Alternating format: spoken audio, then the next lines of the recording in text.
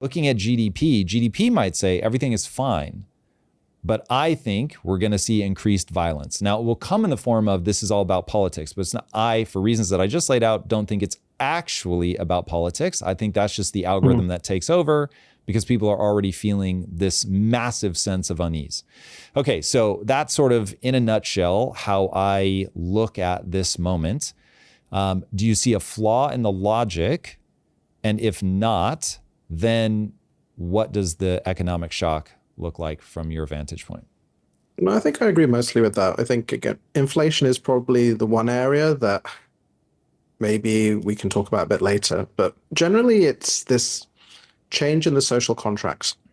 Like jobs classically were about your income, identity, community, purpose, and a bit of structure.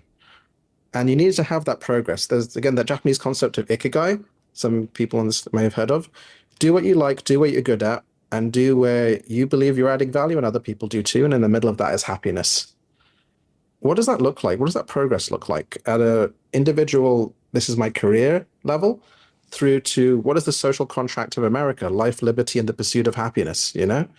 Like, these are all been changing as we've moved into this kind of surveillance capitalism type of thing where your attention is being captured, where you don't have the career progression. Inflation and high property prices are part of that. But too many people are like, what do we believe in? And this comes at a time where we used to think that AI would be for the low-level tasks, right? But all of a sudden, it's a better lawyer, clearly, than most paralegals. It's a better doctor and diagnostician. And, you know, we managed to get above doctor-level performance on a Raspberry Pi, which is crazy. That's wild. You know, we were like, how does that even work? That's $400,000, like, career almost gone for the diagnostician part. Intelligence will become abundant. And if you look at America, what's America now? Is it an industrialized society? Is it China building massive amounts of it? No, America is it's a services-based economy. It's an intelligence-based economy at a time when the cost of intelligence is going to zero almost, and the value of human intelligence would probably turn negative. So that argues against the middle class because the middle class is mostly knowledge workers. Like the white collar jobs will last a bit longer because you can't build enough robots. But what's going to happen in that middle America? This is a real question, right? And I think that it's particularly scary because COVID was kind of a precursor to this, whereby we had to stay at home. We had to do everything from the other side of our keyboard, video, mouse. Now people like get back into the office, you know? But the reality is that the AI, as of probably the next 6 months or so, will be able to do a better, 12 months, shall we say, will be able to do a better job than you can in almost all jobs that are KVM, keyboard, video, mouse related.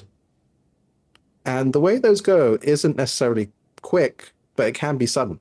One economic shock, like what's GDP growth now? It's clear we were in a recession last year. We might have another one coming. People start laying off, but they never rehire. And what are you going to reskill to? Like, I'm puzzled. People are still saying, learn programming. Like, in a few years' time, why would you need to program? Anyone here can go to replit.com right now and code up a basic, actually quite cool application that runs on your smartphone just by talking to it. And it'll go away, and in a day, you'll have something.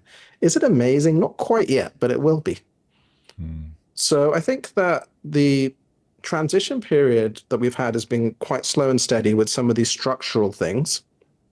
You know, like what is the distribution of wealth going to the middle class?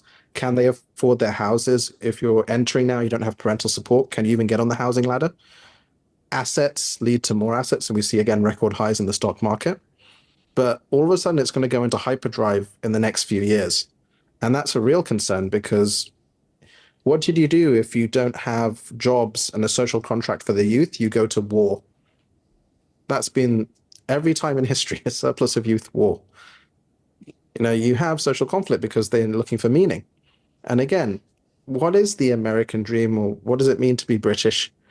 Our politicians aren't really doing a great job at saying those in positive terms. They can say it in negative terms, is what I've kind of seen. And that leads to increasing amounts of hate, anger. Now, you said it's an externality. If there's abundance, then people generally aren't that annoyed. If people know where they're going, then they're not that scared.